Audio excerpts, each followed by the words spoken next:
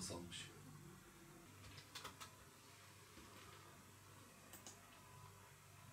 İsmim Profesör Doktor Ali Rıza Öztürkmen. Harran Üniversitesi Ziraat Fakültesi Tarımsal Yapılar Sulama Bölümünde öğretim üyesiyim. Aynı zamanda Şanlıurfa Tema Vakfı'nın Şanlıurfa İl Temsilciliğine bakıyorum. Normalde Türkiye yağış ortalaması 643 milimetre ve son yıllarda değişen bir yağış rezervi var. Hani her yıl birbirinden farklı bir Türkiye ortalaması görüyoruz. Bu yılda Türkiye'deki yağış bakımından en fakir olan yıllardan son 50 yılın en kurak yılı olarak geçti.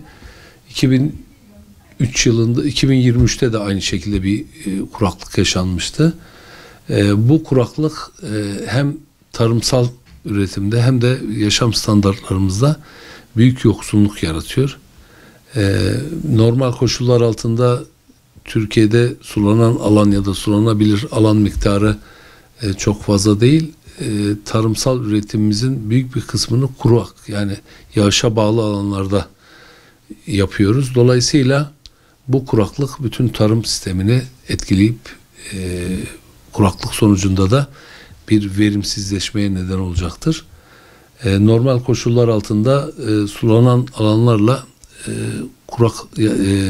kuru tarım arazileri arasında 4-5 katına varan bir verim artışı var ki o yüzden bu verimli olan sulu alanların üretiminin artmasıyla beraber kuru tarım arazilerinde artması çok istenir. O yüzden yağış rejimi bizler için çok önemli. Normal koşullar altında bizim Şanlıurfa yağışı 440 milimetre.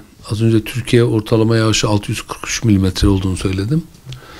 Bu Şanlıurfa özelinden hareketle Türkiye'nin durumunu sentezlemeye çalışalım. Normal koşullar altında 440 milimetre yağışa sahip, yıllık yağışa sahip Şanlıurfa ilinde 2023 yılında 276 milimetre yağmur yağdı. 2024 yılında bu yağış miktarı 560 milimetrelerde oldu.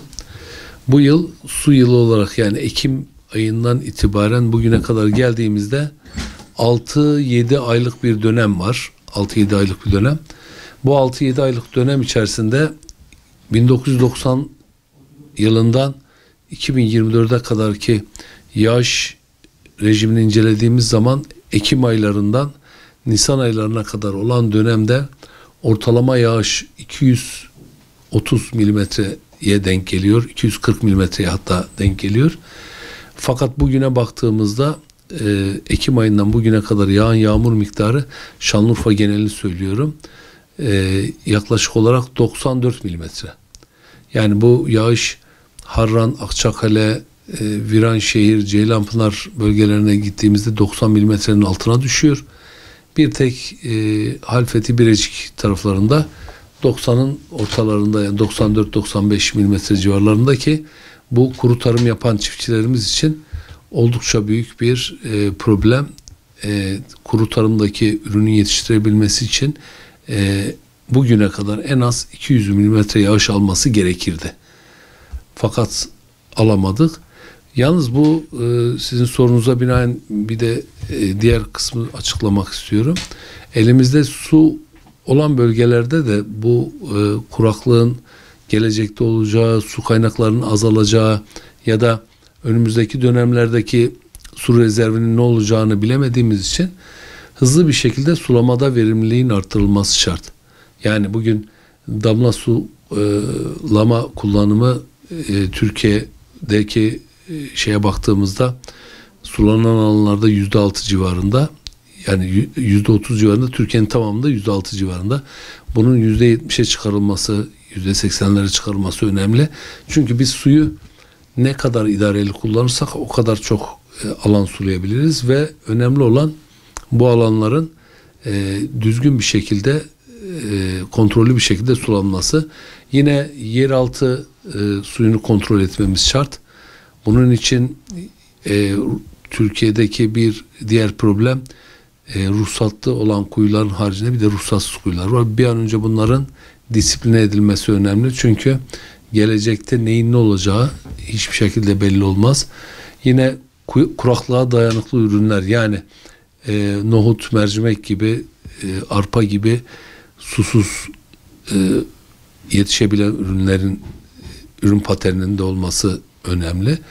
Yine bazı ürünlerin de işte bu buğdayda, mısırda, pamukta daha az su kullanan veya daha erkenci, kuraklığa dayanıklı çeşitlerinin geliştirilmesi bana göre gelecek dönemler için stratejik olarak yapılması gereken şeyler. Türkiye'de kuraklığın artmasının büyük sebeplerinden bir tanesi hani iklim değişikliği dediğimiz olgu.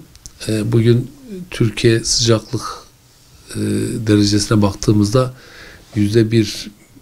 birin üzerinde bir artış söz konusu. Bununla beraber bu sıcaklık artışıyla beraber ben biraz yorumluyorum.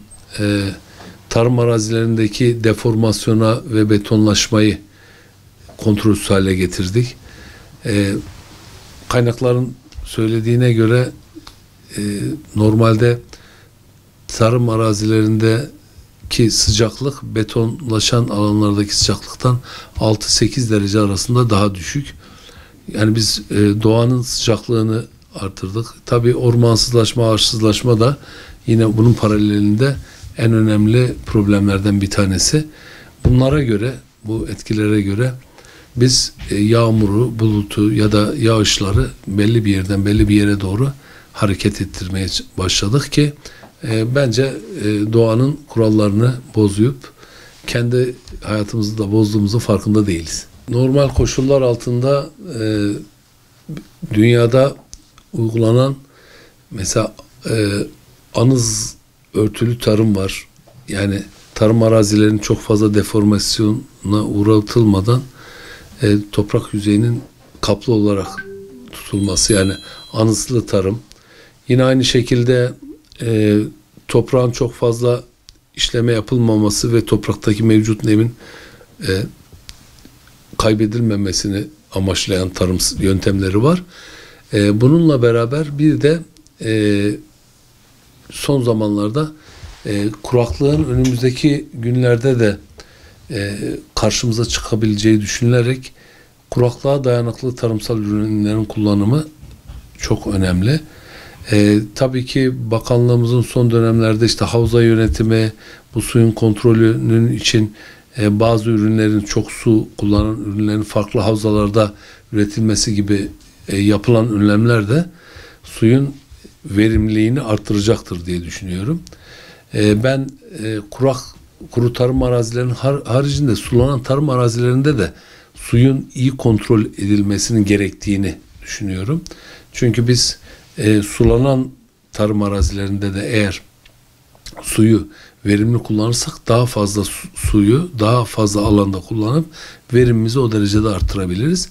Az önce söylediğim gibi modern sulama sistemlerinin hayata geçirilmesi, bunların desteklenmesi, damla sulama gibi, yağmurlama sulama gibi sistemlerin daha rentable, daha uyumlu bir şekilde kullanılması suyun verimliliğini artıracaktır diye düşünüyorum. Dünyada çok, sadece ülkemiz için değil, dünyada değişen bir iklim rejimi var. Bu değişen iklim rejimine bir an önce ayak uydurmamız şart. Gelecek için alınması gereken birçok önlemler var. Kuraklık dünyada en önemli unsurlardan bir tanesi tabii. Hayatta kalabilmek için üretmek, suyu içmek, besini yemek zorundayız. O yüzden hızlı bir şekilde suyun tasarruflu kullanımı, suyun düzgün kullanımını ortaya koyan çalışmaları desteklemeliyiz ve yürürlüğe koymalıyız. Daha önce alınmış olan işte suyla ilgili, toprakla ilgili kullanımını ortaya koyan yönetmeliklerimiz var. Bunların katı bir şekilde uygulanması çok önemli. Aksi takdirde bugün, yarın ne olacağını bilmiyoruz. Bir dahaki yıl bu kuraklığı daha farklı yaşayabilir miyiz? Yoksa daha fazla yağışlı mı yaşarız? Bunu bilmiyoruz. Şanlıurfa özelinden yine bir örnek vereyim. yıllık yağışı 440 milimetre olan Şanlıurfa'da 2023'ün 15 Mart'ında bir günde 1/3 yağmur yağdı, 145 milimetre. Dolayısıyla hem susuzluğa hem de suyun fazlalığına sıkı bir şekilde kontrol getirmeliyiz ve suyun kontrolünü çok iyi yaptığımız takdirde bu yaşanan krizleri en az zararla kapatıp yaşamımıza devam edebiliriz diye düşünüyorum.